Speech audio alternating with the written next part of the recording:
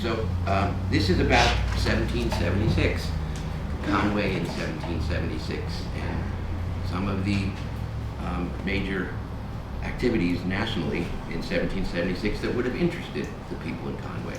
So my format is going to begin with a few random observations about Conway in 1776 that interested me, that I discovered in doing this, in preparing for this. And then I'm going to address 1776 more or less chronologically, the significant events that impacted this time. So and my primary sources here are the Journal of Dr. Elihu Ashley in Deerfield. This is a book that was published by PBMA 20 years ago or so. His journal was hidden by George Sheldon, in the attic of PBMA for up until the late 20th century. The Pioneer Valley Board Association,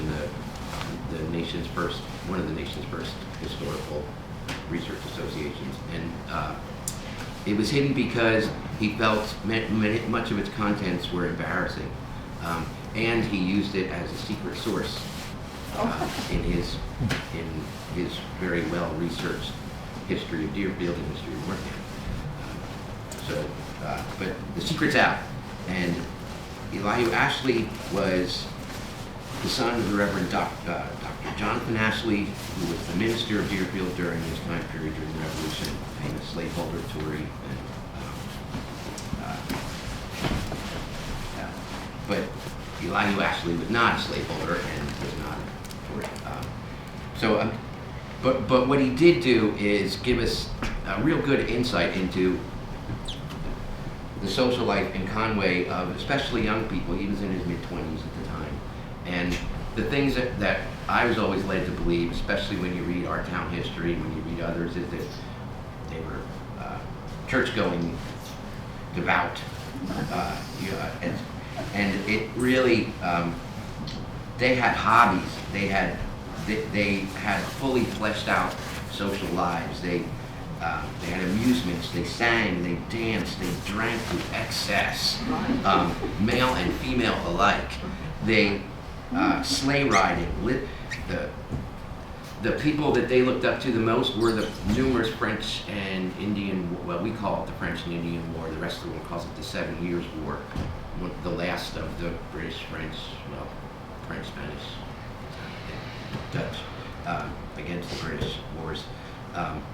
Horse racing, swimming, fishing for trout, illegal gambling. The Barnard's Tavern in Deerfield, Perez Bardwell's Tavern on the Whately, Conway, Deerfield town line, had back rooms for dice, cards, games of chance, where they were stayed up all night long.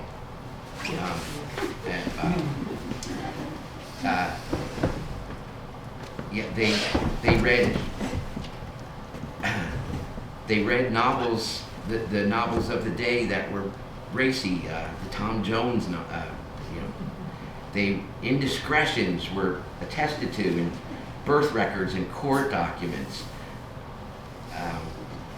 They had their own slang. The expression that we use today, or that maybe we used up until recently, making out, they called it sitting up, and usually in the back kitchen. And it was the custom of parents to allow their youth that lived in the house to do as they pleased. And the parents were told to go upstairs, retire upstairs, and sitting up sessions lasted until the break of dawn routinely. And it was quite normal and expected that you may be engaged to one person, but before the marriage you were sitting up with many, many others. And I didn't know this book. Is this all from the journal? This is from his diary, but also Elizabeth Porter talks about it in her diary, The Earthbound and Heaven Sent. Porter from the Porter Phelps Museum on Route 47, that Porter. And these these books are fabulous, and just like with the Groucho Marx expression, outside of a dog, books are your best friend, especially in this, and especially because inside of the dog it's too dark to see.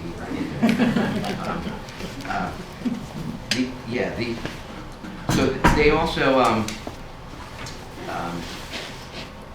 the other thing that I did not realize was the extent that church life overlapped with secular and civic life, and that church dealt with criminality in addition to criminal courts. So you have, over and over again, you have, and we don't have this in Conway because all of our church records burned up in one of 2 or 3 church fires. But Deerfield, Hatfield has their church records, and it was, people would be brought up on charges in service, in front of the whole congregation. An uncontrite wife because she used several unbecoming expressions related to her husband. And a lot of times these incidents occurred in church itself. March 1774, Edward Joyner violently pushed and kicked Betty Scott from her seat and was quoted as saying, "Damn you, if you come into this pew again, I'll kick you to hell." Whoa. And that would be dealt with promptly in the church service and could result in excommunication but usually a tongue lashing in front of everybody. And some of the other things were the observations of homes. So Ashley would go to medicine. Well, medicine he had a universal remedy, a series of remedy, which was bleeding and blistering. The blistering, at least, was a natural remedy. It was almost always oil of rosemary. But bleeding and blistering was the rule of the day. And there was one, when he was up here socially to see the Billings family in 1775, he got called to a neighbor.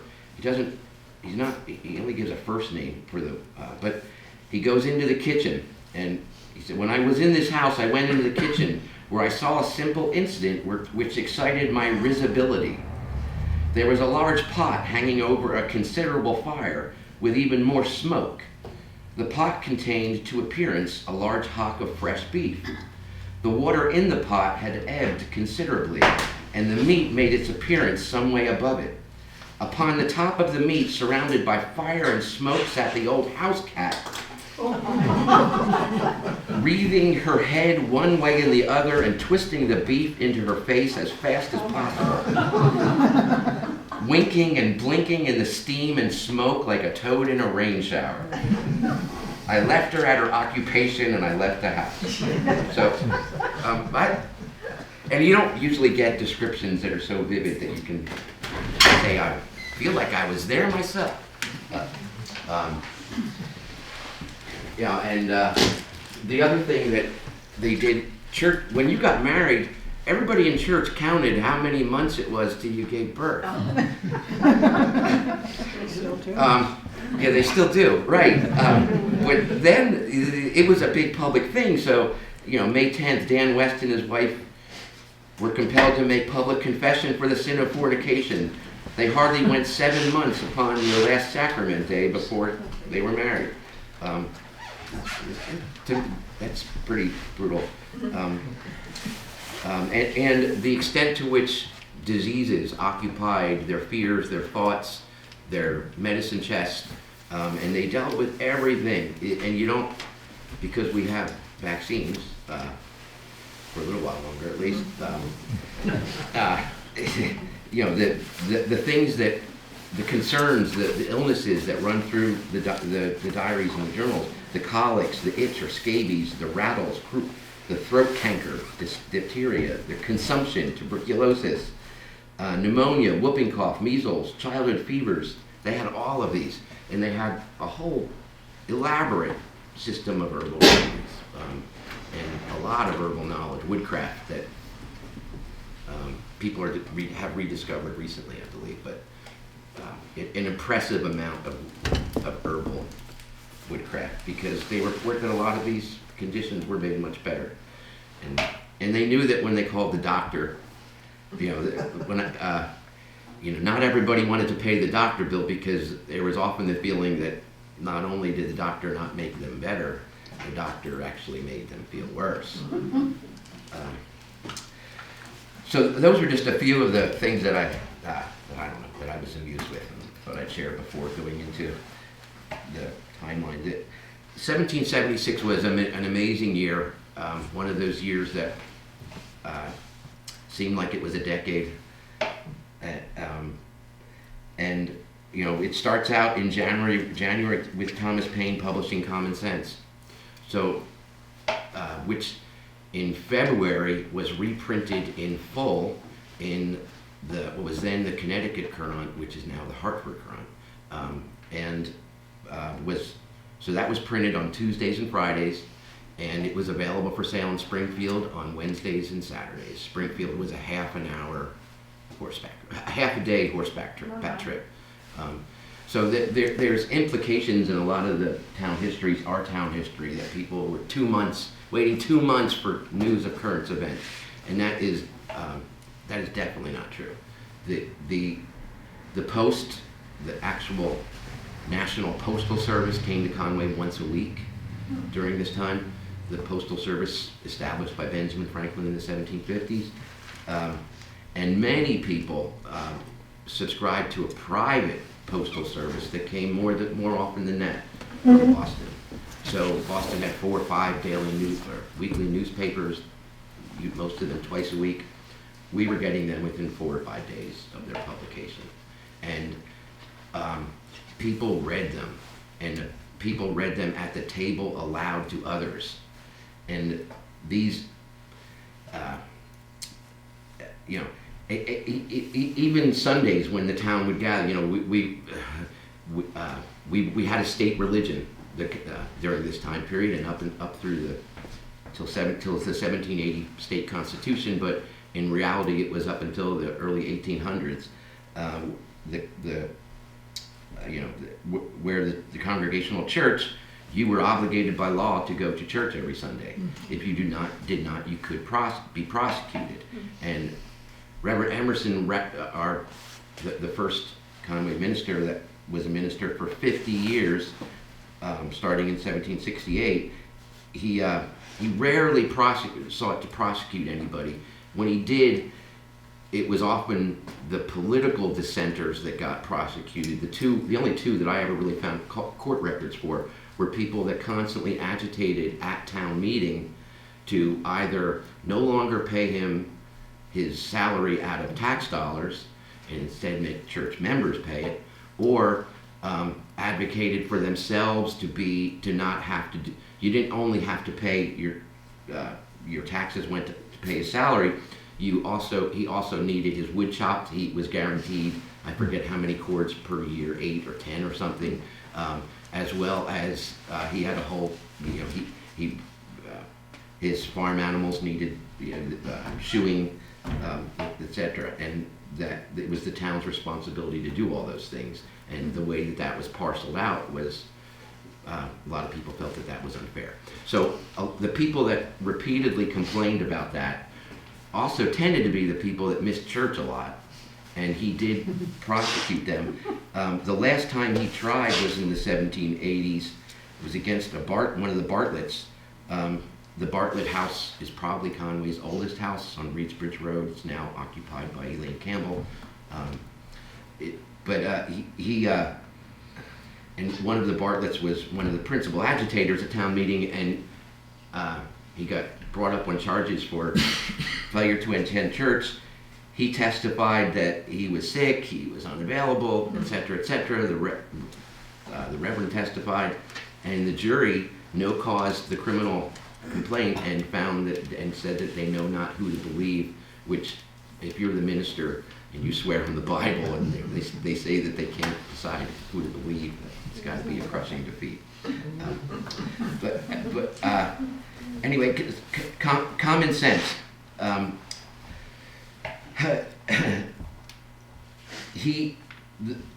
When he published this, we were still, as a people, inclined to more or less blame Parliament for the evils that were being done to them.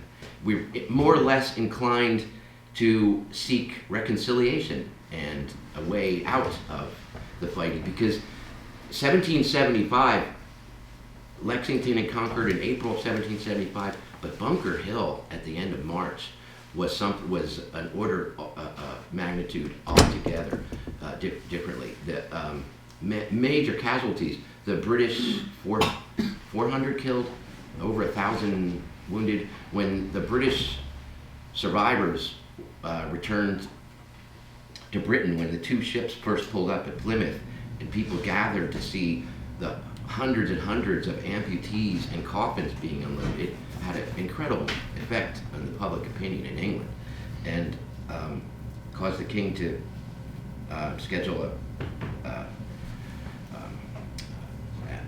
parliament to hear an address where he declared the colonies an open rebellion, but not before he had a parade with his 4-ton gold coach. So he, Common Cause was a blistering attack on monarchy, on the concept of monarchy, and over and over again. First of all, the best-selling book of all time, still to this day, in the United States. The first 3 months of its publication, the estimates of its sales were, but even at the low end of the estimate, the first 3 months sold about 600,000 copies in a population of 3.5 million. And still, aside from the Bible, it's the greatest selling work of literature in our country's history. It's still in print.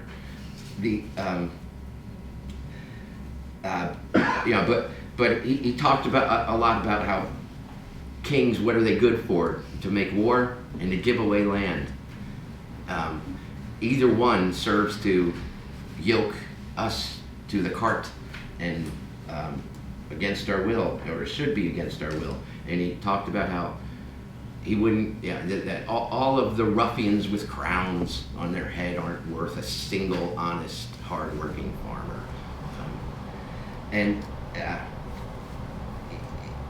John Adams described the impact of his pamphlet: without the pen of the author of Common Sense, the sword of Washington would have been raised in vain.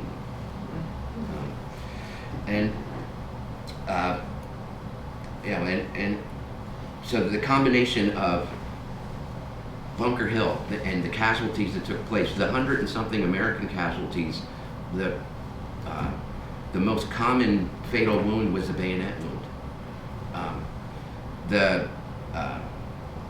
The British casualties were over 40% of all the people engaged, of all the soldiers engaged, and they would not suffer another casualty rate that high to the Battle of the Somme in World War I.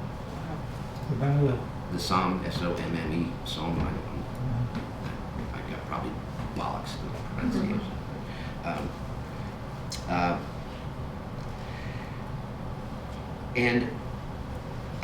So the other thing that happened, of course, is after Bunker Hill, we lay siege to Boston. George Washington comes up, is named chair, the head of the Continental Army, and the siege goes on for it starts in the end of April, May. It goes on till March. When they get the cannon, the cannons from Ticonderoga. Henry Knox, the bookseller, from Boston, with no military experience whatsoever, has a good idea. Teams up with Benedict Arnold and others, gets cannon from Fort Ticonderoga, which was very lightly garrisoned by the British, transports them through western Massachusetts to Boston, surprises the British, and in March they emplace them on a hill overlooking Boston, Dorchester Heights, and they get the British to evacuate Boston without a fight, which the effect of that in Conway was electric as well as the neighboring towns, because it was seen as a tremendous success for George Washington. It was a bloodless affair. They didn't have any ammunition for those cannons. They had enough. They brought back everything that they could from Ticonderoga that didn't sink in the Hudson River when they were trying to get to Albany from there. But they brought back enough, and they were already getting supplies from overseas, and in small amounts. Fired any of them. No, they did. They had quite the cannonade. Yeah, right before the way that they announced that they were on Dorchester Heights, they moved 50 or 45 heavy artillery pieces in one night up a very steep hill. It's because Boston was then more or less an island connected to the mainland, very narrow, called the Charleston Neck, where they put a screen of tall hay bales, wood frames with hay bale in it, with hay in it. They were able to put a screen, drag them all up. An amazing work of 7,000 or 8,000 soldiers in one night. That the ground was too frozen to dig entrenchments, and at daybreak they started lobbing shots, cannon into the British fleet and the city of Boston, and the British were gobsmacked. They could not believe that this took place in one night, and they initially were going to storm in a frontal assault against the entrenched. Even though William Howe, the head of British military in America, had said that he learned his lesson from Bunker Hill never to do that, it turns out that the weather turned, etc., etc. He was urged by all of his officers not to do it. It's a very steep hill, but it would have been tremendous casualties. But so that was March, where we got Boston, and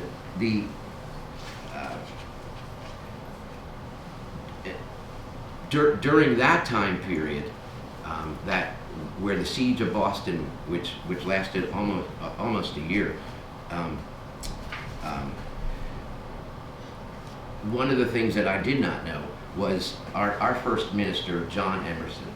So his brother, the oldest brother, he had 14 siblings, but his oldest brother was William Emerson Jr. William Emerson was the minister of Concord, and he's the one that stood on, if you've ever been to Concord National Park, the manse, that was him. William Emerson Jr. built that, which is right on at the end of the bridge. The bridge is where the British soldiers were fired upon by the militias and it was William Emerson Jr. that famously stood on the bridge as the British soldiers were approaching it, turned to the troops behind him and said, "Let us stand our ground. If we die, let us die here."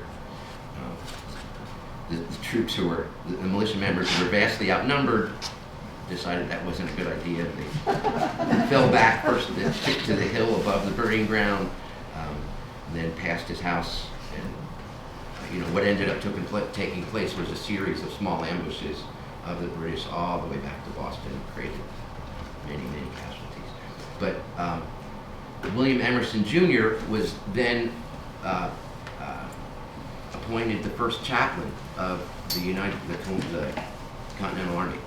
And in the history of the U.S. Army Chaplain Corps, William Emerson Jr. is named as the first chaplain of the U.S. Army.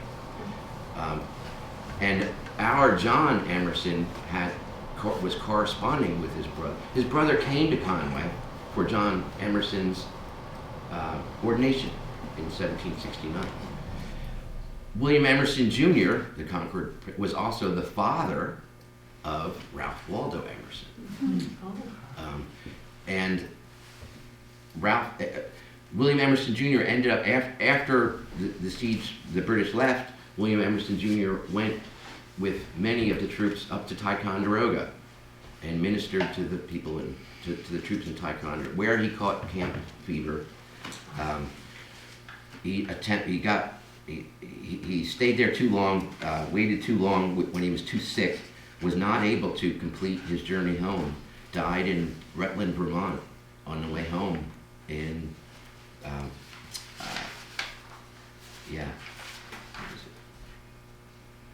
in 1820, I mean in 1776, in the middle of the year. And where was his wife? What's that? When he died, where was she? So the wife is a really interesting character, Phoebe. So Phoebe was the daughter of the Reverend Daniel Bliss, who was the minister before of Concord before William Emerson. And Daniel Bliss was a protege and a constant companion of the revivalist George Whitefield. And that was he went around in the 1730s and 1740s, and wherever he went, suicides dramatically increased. And he wasn't just the classic Calvinist branch of of the Congregational Church was we are all sinners in the hands of an angry God. Whitefield took it a whole multiple levels that we all come onto this world body and destined for permanent body and soul hell, torment, everything. And he had so many people shaking, crying, quaking during his services, and afterwards it really bothered people. The last Joseph Hawley's father took his own life a month after a Whitefield revival meeting in Northampton. And these were most of the people that felt so compelled were deeply pious people that had just never been asked to contemplate the nature of their soul in such a way that terrified them so much. And so Phoebe? So Phoebe lived a much longer life, but he met Phoebe when he was in the process of becoming Concord's new minister and was boarding at Reverend Daniel Bliss's home, the largest home in the middle of Concord, and started to woo, and the wedding was very much against the wishes of Father, because Father was called a high Tory, and even then when they got married, this was shortly after the came back, etc. Even then, the politics of the situation were such that it wasn't a good match, according to Dad. But Dad soon passed away. But Phoebe, they had 5 children.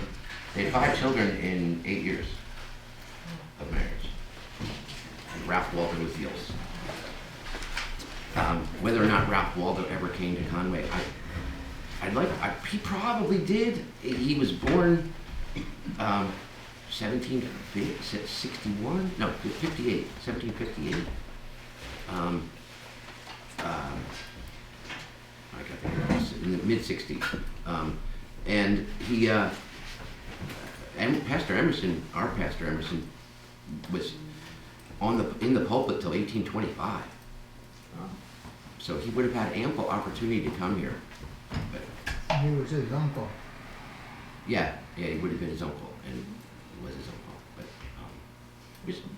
But it was kind of handy with the pen too.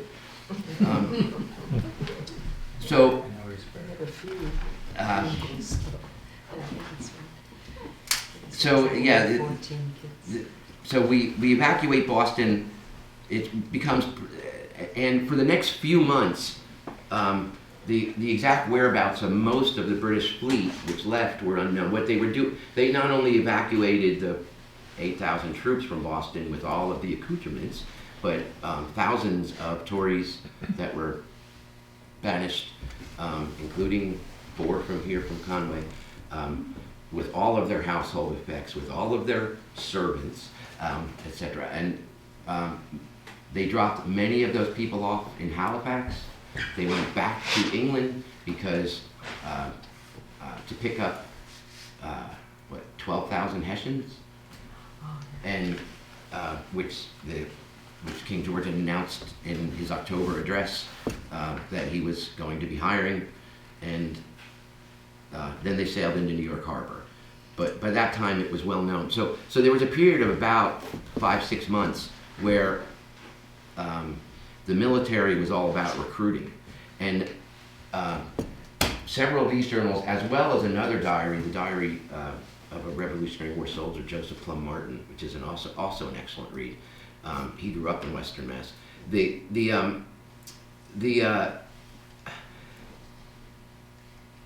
Saturdays, starting springtime, Saturdays in most of these towns were recruitment days, and those were festivals. And so our provincial congress authorized each of the regiments that were then consisted of Massachusetts men, which were about a dozen or so, as well as naval assets, naval ships, to recruit, to send out, first of all, issue a broadside and have a broadside sent out to each town. So these usually would have been posted in the church. I only made a few copies. I could have picked a lot. I picked the John Paul Jones's Great Encouragement for Seamen. If you just pass them around. He was raising numbers for the ship Ranger. This one actually was his second attempt to do that. The one in 1776 failed. This was his attempt in 1777. But this was posted probably right outside the church door, along with many others. But Saturdays were quite the festive occasion. The regiments would come in with the fife, the drum. They would have mock battles on town green. Music, dancing. Most of the time they served alcohol. And the idea was to get the young people interested. And recruiting hasn't changed at all, is one observation. But So people really looked forward. This was a time period when people really looked forward to these get-togethers on Saturdays. It was quite the weekly festival, and this lasted for months until the end of July, when Massachusetts instituted a draft. Because recruiting, patriotism and fun and adventure only gets so many people to risk their lives. Any information about armaments in the town? Were many people gun owners? Well, so, yeah, everybody was a gun owner to some extent, because hunting was, especially in the wintertime, if you wanted protein. Although what they ate was much more varied than what we've been led to believe as well. And they were excellent at preserving food. Root vegetables lasted all. Potato and turnip. Turnip was really popular, and because turnip stores really easily for a very long time. And potato, but all of the root vegetables that we eat, they stored. Everybody had a root cellar to some extent. Everybody had a smokehouse. Everybody knew how to. September and October was the time for air drying. Peas and beans, your peas and beans. English peas were very popular, and they were dried, and everybody had a bean hole in their backyard. And because beans took, the way they cooked them, a couple of days to soften once they were dried. So and everybody had in their home, there was one large central fire. A bean hole, you'd start the bottom of the fire. The bottom of the hole had a layer of hot coals. The pot with the bean and water in it, and with a lid, and then cover it with coals, and then soil, and leave it alone for a couple days. And in the end, you have cooked beans or peas, and that the hole had to be dug before the ground froze, of course. But that was they were able to eat, more vegetables than you think all year round, but at the same time, when they were at the siege of Boston and for the first time they met people from the other colonies, the Virginians, the Marylanders, the Carolinians, those people all thought we looked terribly unhealthy. And because they had harvest 2-3 times a year and fresh vegetables all year round. And they thought that they had the much better diet and that we looked sickly as a group. George Washington constantly commented on that too, but in their defense, they were being asked to do really hard labor all the time for 12, 15 hours a day. So of course they're going to look dirty and hungry and kind of sickly because they were. And the other thing too is that the germ theory of disease is still just unknown, and people were sick all the time. That's the other thing. We all had parasites. We all had many valid reasons to feel unwell all the time. So the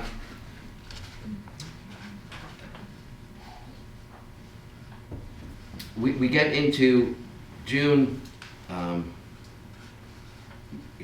May, June. March was the invasion of Quebec. Several Conway people participated in that. One, Perez Bardwell, who was off and on a Conway resident. His father, Perez Bardwell, was a French and Indian War volunteer. His father, during the French and Indian War, was granted the commissary for the Crown of Military Wares in Upper Hampshire County, which we were part of, and was granted the concession for the Bardwell's Ferry. That is why the Bardwell's Ferry Road has its name to this day. The Perez Bardwell, during the French and Indian War, was a Rogers Ranger, a solo scout who was trained to live off the land. He would go out into the woods for 6 months with a bedroll and a big bag of cornmeal, and come back fine. So he knew the woods, the side roads, the side paths to Ticonderoga, to all the northern forts, and was the guide to multiple military units as they went back and forth to The invasion of Quebec, military. is that by the British? What's that? Invasion of Quebec, is that by the British? No, that was By us. Richard Wolfe, General Wolfe, Benedict Arnold one. There was 2 prongs to it, up the Hudson, actually 3, up the Connecticut, across, up the Hudson, through Lake Champlain, and then the really tragic one was the one across the wilderness of Maine, the Penobscot River. That's the one that they didn't have good maps. The boats that they brought up the Penobscot, they didn't realize they had to carry the boats more than they could row the boats, and half the people in that starved to death on the way up Yeah, there. it was a failed invasion. It was a failed invasion, but it was not only a failed invasion, it was a slowly developing failed invasion. Where they first got up there, it was a month of skirmishes that they lost, and it was, the Quebec that they lost, etc. And Benedict Arnold, despite his personal bravery, was seriously wounded. So,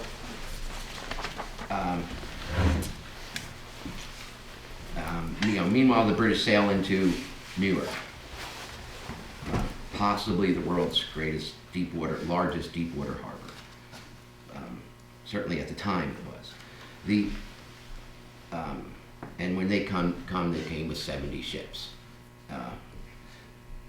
The June, the Continental Congress appoints a committee of 5 to draft the Declaration of Independence. And really what brought this topic up is the 250th anniversary of the Declaration of Independence. And, no matter how you feel about politics right now, the Declaration of Independence is amazing. And I happen to think it's one of the greatest things ever written in the English language. And the second sentence is incandescent. That we hold these truths to be self-evident, that all men are created equal, that they are endowed by their Creator with certain unalienable rights, and among these are life, liberty, and the pursuit of happiness. And happiness to them didn't mean acquiring more stuff.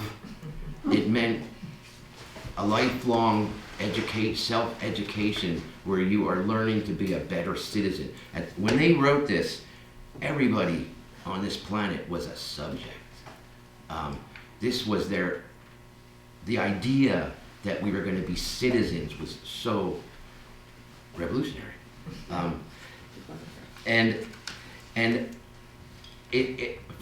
for the longest time, the idea that you would put on pen to paper saying that all men are created equal and then exempt women, the poor, slaves, well, and free black, the indigenous peoples. The people that did that, they knew that slavery was immoral. They spoke about it. That what a lot of people don't realize is that the committee there were more than two sentences, but there was two topics that the Continental Congress as a whole ordered be struck from the Declaration of Independence. And Jefferson, in his autobiography of the two deleted passages, wrote about it. So did John Adams. That the first, they wanted to censure the people of England for supporting the king and for supporting the army. The Continental Congress thought that we still have a lot of friends in England, don't insult them. But they had two sentences that were in the draft that they presented to the Continental Congress on July 5, that were a denunciation of the slave trade and of slavery itself. And Thomas Jefferson writes, the clauses reprobating the enslaving the inhabitants of Africa had to be struck out in compliance to the demands of South Carolina and Georgia, the Confederates, who had never attempted to restrain the importation of slaves, and who, on the contrary, still wished to continue it. So that,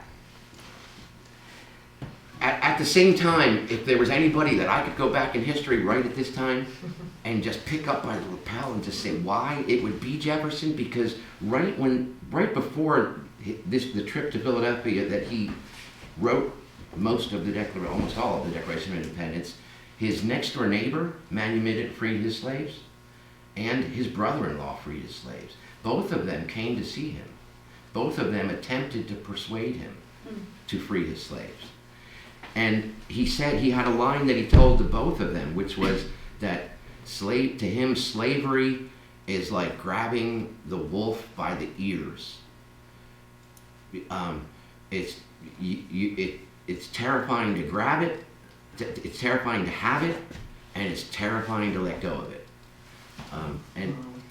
But subsequent historians have really contemplated this and whether this really might have been our last best chance to avoid the Civil War, our own Civil War, almost 100 years later. Because once they got the 3/5 clause in the Constitution and the cat was out of the bag. So, but July 4th, a couple of other clauses that actually really struck me with that are just worthy of mention in the Declaration of Independence. There's just three sentences that I love. So the other one was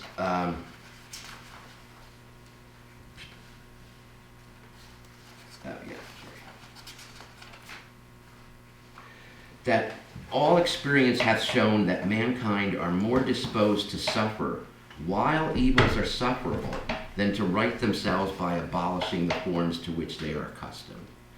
And I love that sentence. I thought that sentence is such a keen and accurate observation on the way that, it reminds me of the Italians that said, why did you support Mussolini? Because he made the trains run on time.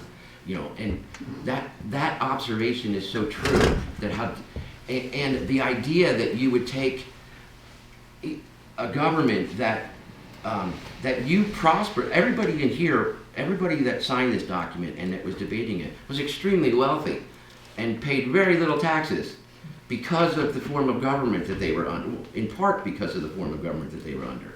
And yet they were willing to risk it all for something better. an idea of citizenship. Could And- you read that again, now that you've talked about it? That was Yeah, a complicated line. all experience hath shown that mankind are more disposed to suffer while the evils are sufferable than to right themselves by abolishing the forms to which they are accustomed. Can it be compared to modern psychology phrase that no familiar evil, most people choose familiar evil Exactly. against versus the unknown? Exactly. And so you know, and then to sum it all up, you know, to sum it all up, that for the support of this declaration, we mutually pledge to each other our lives, our fortunes, and our sacred honor. They're telling us all what the war is about, what they're willing to fight for, and what they're willing to die for. And I think all combined, the Declaration of Independence is sort of, there are very few countries, cultures, peoples in this world that can really point to a specific time and date of an origin. Most countries gradually came about. We have a day and a document. And this document was wildly popular in Conway. It was immediately and enthusiastically supported at town meeting unanimously, as opposed to the US Constitution, which can accurately be thought of as a counter-revolution, and was unanimously opposed at our town meeting.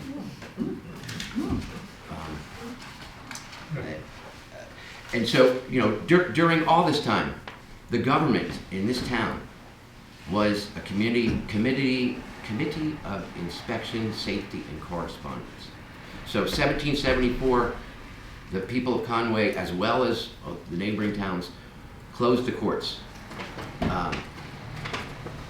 because the judges, all the employees, they were Crown employees, and we didn't want to live under the Crown anymore. So 1,500 people closed the courts in Springfield. There basically was no more state government. We established as soon as this was announced, as soon as this was done, we formed the Provincial Congress, which was a very illegal rump legislature. And the Provincial Congress authorized all the towns to have these committees of safety inspection, which were, in most towns like ours, it was the select board that had law enforcement authority, judicial authority, executive authority, and legislative authority. All three branches of government. We never, before or since, had this great a charge over our own affairs. We decided everything that dealt with our town. Everything.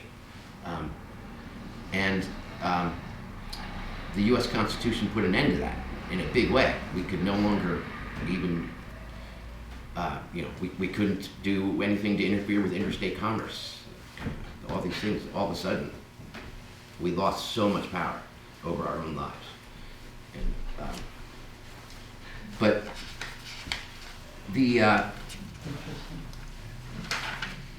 so we'll go back to the other thing that was happening during all this time, and that people talked about. There was still a world war going on between France and the Netherlands and England. The 7 Years' War, French and Indian War, the way that ended was deeply unsatisfactory to the elites of this country. In the treaty in 1763 that stopped the combat, the hostilities in North America, told the colonies that they could not go west of the Appalachian Mountains. And we were, most of the people, the reason that we had a Declaration of Independence, one of the biggest reasons is because we wanted to be an empire. And these are things that aren't really talked about. There's a whole lot that has been prettified over the centuries. But the desire for empire is manifest in much of the language it's the reason for the genocidal language in the Declaration of Independence. And there's a reason we didn't call the army the New England Army or the American Army or the Eastern country, the 13 colonies. We called it the Continental Army because we wanted everything.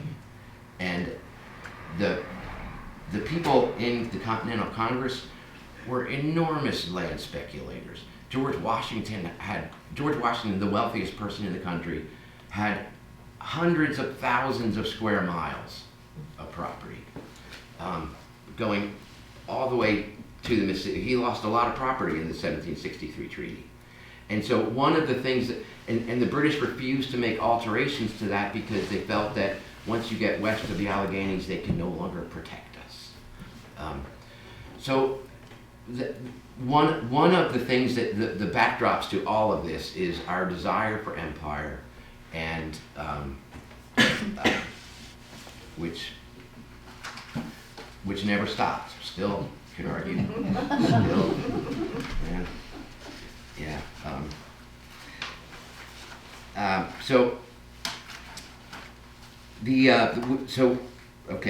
The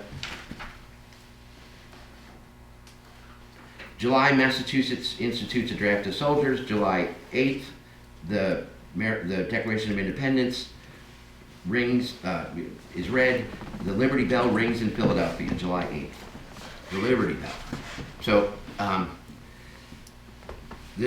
don't know how many of you have been there. Hopefully, everybody's been to Philadelphia Independence Hall. The Liberty Bell has an inscription, word for word from Leviticus, chapter 25, verse 10. Proclaim liberty throughout all the land unto all the inhabitants thereof. In Leviticus, this phrase is the instructions to the Israelites to cancel debts, return property, and free their slaves every 50 years. It's called the Jubilee. And the Jubilee concept has been something that recruiters then used. And when you go there, they'll tell you that the inscription didn't have much effect in the Revolution, but it did. The recruiting broadsides talked about this inscription, especially after especially after the Declaration of Independence, and implied and in several cases outright promised that if you defeat the British, your debts could be canceled. And it's one of the reasons why, after John Adams, the lead negotiator of the Treaty of Paris, ending the American Revolution's combat with Britain in 1783, John Adams promised to repay to the English all of their debts. And it's one of the reasons why Ely's insurrection started in Conway in 1782, which then morphed into Shays' Rebellion in 1786-87. Because immediately our taxes were raised to pay for the debts. And this was one of the reasons why the people protesting were all the old soldiers, because their taxes were being raised so that we could pay debts, which they felt they were promised that if they soldiered and beat the British, they wouldn't have to pay their debts because the Bible says so.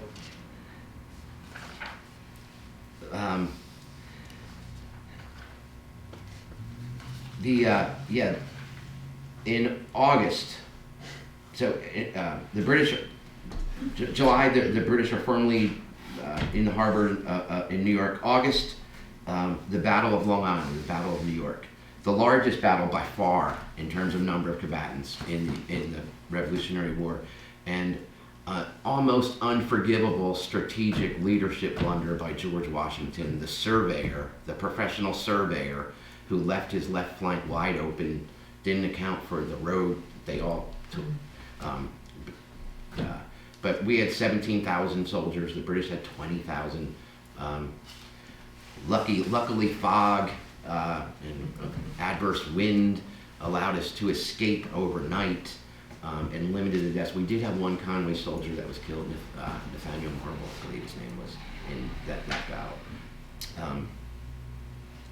But many of the bodies, they don't really know how many were killed. Many of the bodies were never recovered. But about 400 is the best guess. So we retreat to Manhattan. And within a couple of weeks, the British sail up to right along the shoreline. They had dug in all along the shore. The British were able to sail right up to the shore with their 50-gun ships of the line and just blast our troops to smithereens.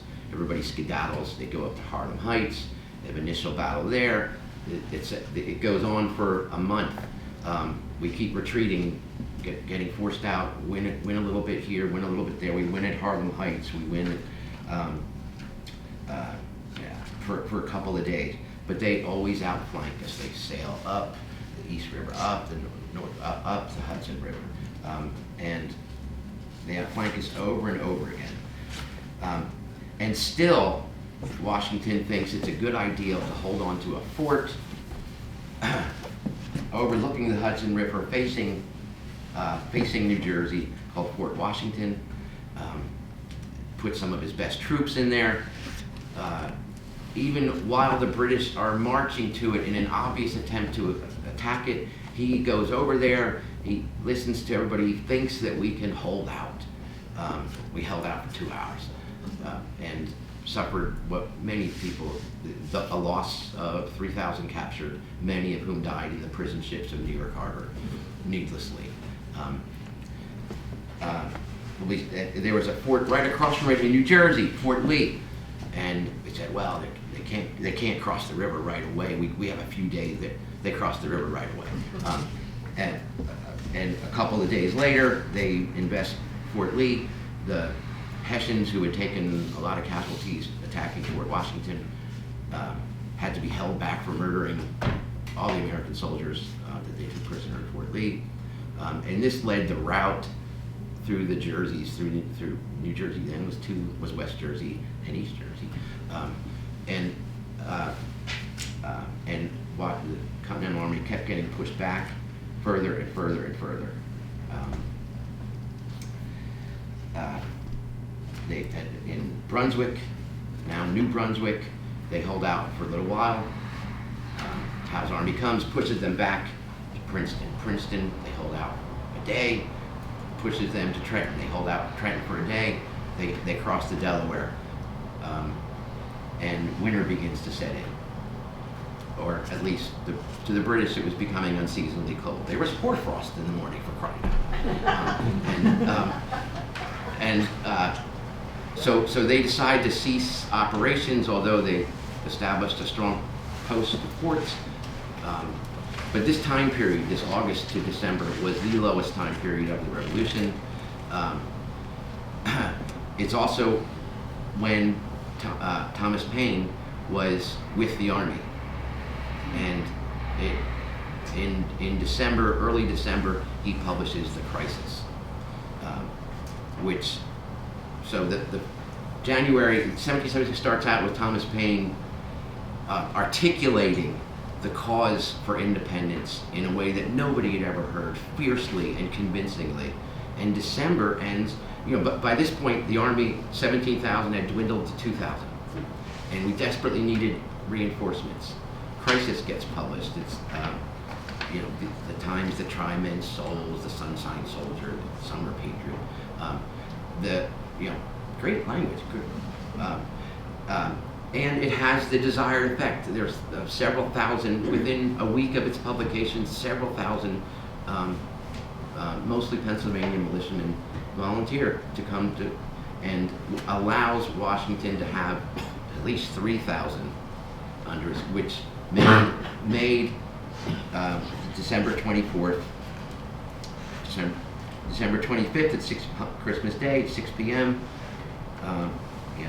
2,500 marched to the ferry, crossed the Delaware River, landed in the New Jersey bank at 3 a.m. December 26th, the Battle of Trenton. Captured 1,500 Hessian troops, suffering only 5 wounded. and the tide had turned in a way that it never would go back that badly again. Washington felt like quitting. He was despair. All of his top aides thought he was indecisive, made terrible decisions. These 3 months, the backbiting, the attempts by Charles Lee to get Washington fired and replace him, the attempts by Horatio Gates to get politicians involved. John Adams was involved in both of these intrigues. John Adams' nickname for George Washington was Blockhead.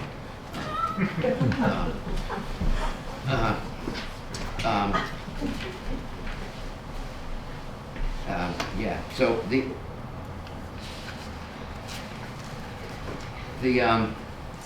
thing about all of this is that, you know, I guess the war was still a long way off. Washington still made terrible strategic.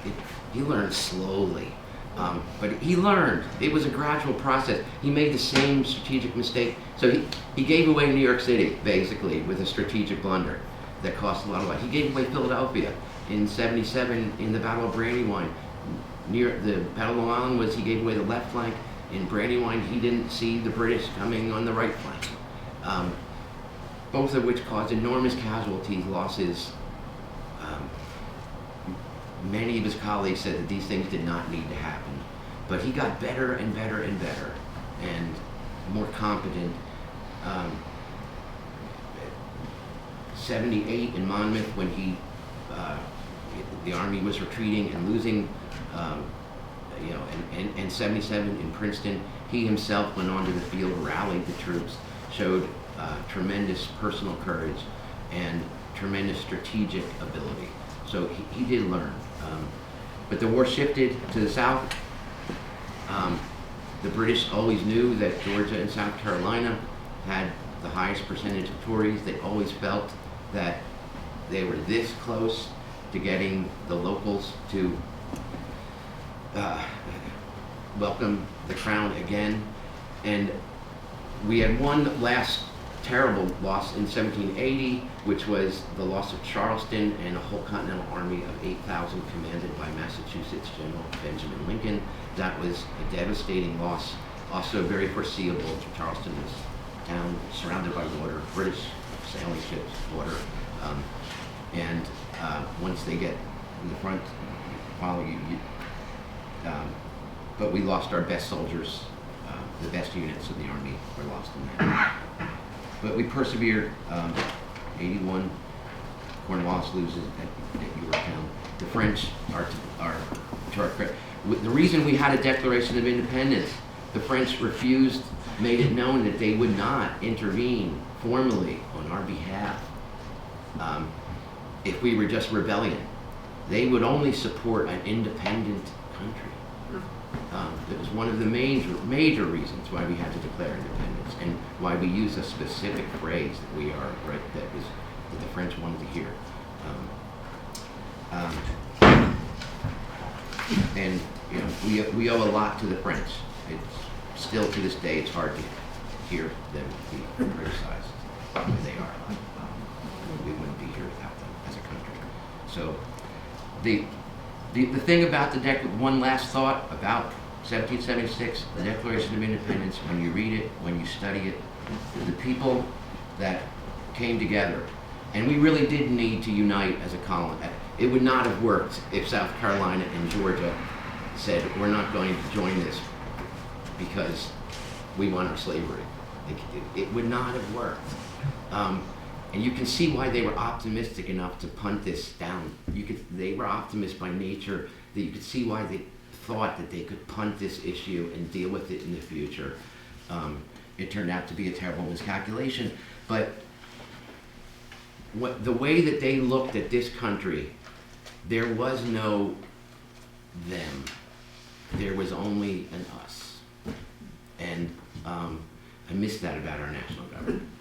So that's the talk on 1776. Well,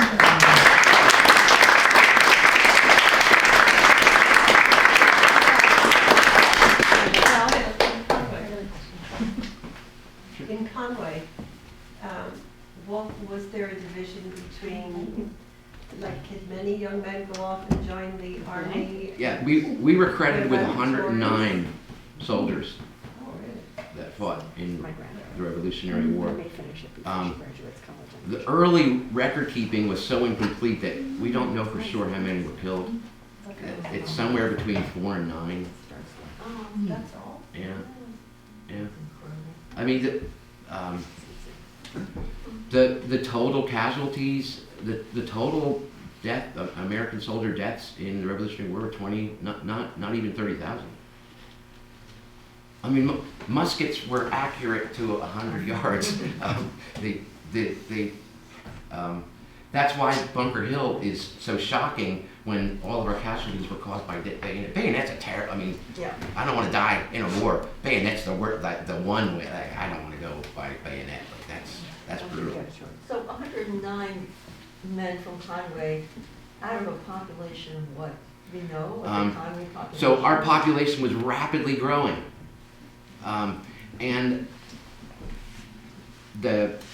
our tax rolls reflect people that pay taxes, not necessarily every resident.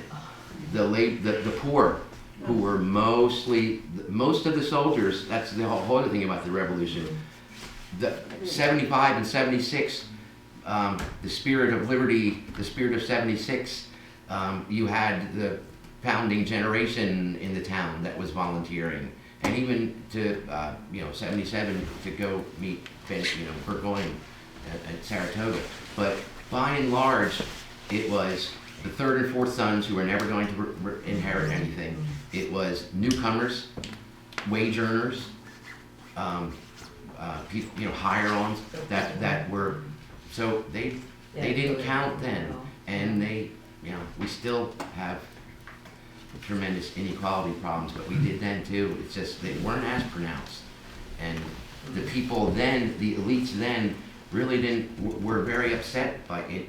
They wanted, Ben Franklin very famously in his will forbid his children from wearing jewelry because it's too ostentatious, and the belief that the church the preaching in church often dealt with inequality. That don't, the ostentatious displays of wealth. There are several biblical passages that would indicate that that's not favored, and the wealthiest people among us lived among us still, without gates and armed guards. Do we know if Conway was like universally pro-revolution? I've So heard in history that it was kind of one-third, and one-third didn't. Yeah, no. We had a very famous town meeting in '75 at the church where they were asked to pretend that the middle aisle was the Atlantic Ocean and choose England or America.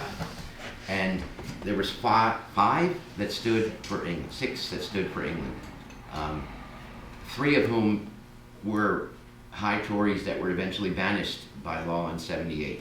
One of whom was on Fields Hill, on most of the land on the top of Fields Hill, the Oliver estate. But yeah, and one of whom, Consider Arms, who was then the most notorious Tory in town, had a complete transformation once they stole his gun, and once they buried his gun and put his sword in a hay bale or with a hayloft somewhere. But he ended up converting, and he was the co-author with Malachi Maynard of the scorching dissent to the 1788 U.S. Constitution adoption. I recommend that for anybody that is interested in Conway history. That dissent, 8 pages of scorching anti-slavery arguments, where which was published in the Hartford Chronicle, where we very famously called George Washington a hypocrite. It's now part of national history curriculum. It's published on the website. It's one of the premier instances of pre-American anti-slavery arguments was from this town, and but we called George Washington a hypocrite for lifting up his own sword for his own freedom while keeping 300 freeborn Africans in a state of miserable bondage. And nobody had publicly used language like that towards George Washington at that up until that time. So Henry Knox came across Western Massachusetts with, how close did he come to Conway? Did he get it? Yeah, I Oh, wish. we don't really know? No, we do. He came the post road from between Albany and Springfield, which was down. Route 9? Yeah. And it then went up to meet Fitchburg. So the closest he came was probably Fitchburg. But that would have been quite the sight. Oh, it probably wasn't Route 9, probably Route 20. Yeah, that's right. Boston Post Yeah, Road, yeah, got it. Yeah, no, it was nowhere near. Oh, well. I'm just curious, Philip, when you said Conway voted overwhelmingly against the Constitution in 1788. Unanimously. Is that record still exist in the original minutes somewhere? So, okay, Or do they so go up in smoke somewhere? our town meeting records. We were a thrifty group. So every other town that you ever studied has, from this time period, has a town warrant book and a town meeting minute book. Because as they tell you at every town meeting, and Bob knows this, that what you vote on at town meeting is not what is published in the warrant. That the warrant is there to inform you generally of the subject matter that will be discussed at town meeting. What you vote on is the motion that is being made at the town meeting. Mm-hmm. So we never wanted to pay for the extra book. That paper's expensive, the binding, it's a whole thing. It's a big deal. So we had it both combined. Our oldest town record is the warrant and the meeting, and to be up until that stopped in the 1820s when we finally got a book for town warrants. Up until then, the requirement that we legally post what the meeting's going to be about, I don't know how we ever satisfied that. We obviously did not. It had to have just been word of mouth. But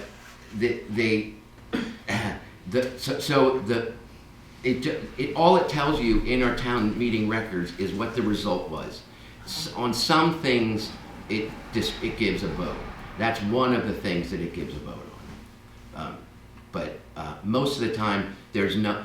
My favorite one, and I've talked about this before, is the middle of 1796. There's a town meeting. The only record of it says Conway declares war on France.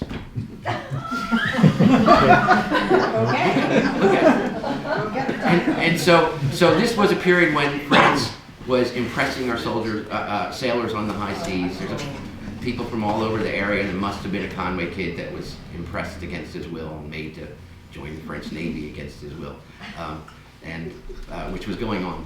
That was a thing. And so we took it upon ourselves to declare war on France.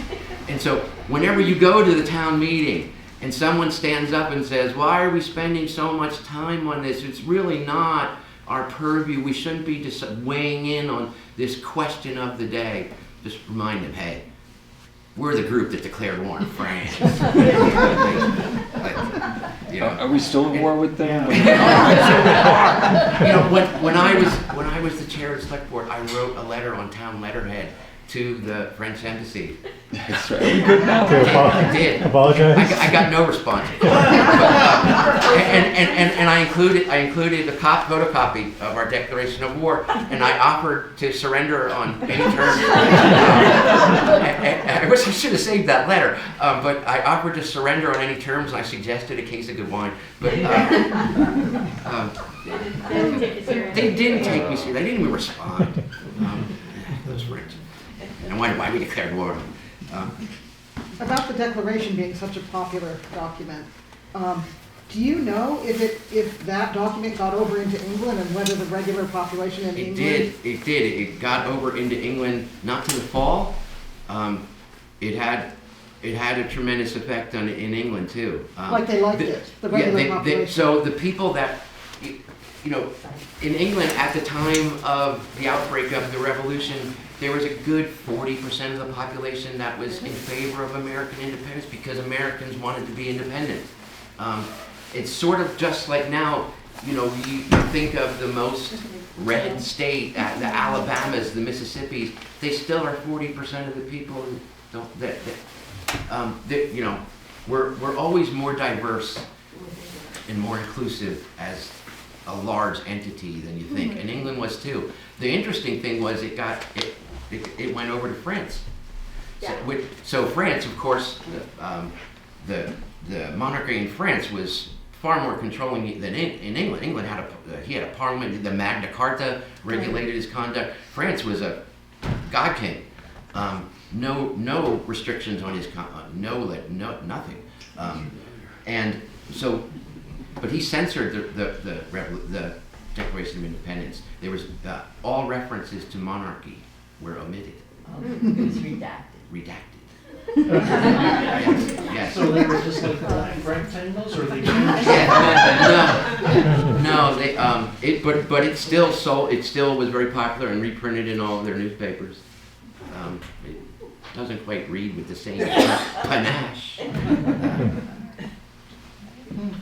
Thank you very much. Okay, well, Thanks, Ed.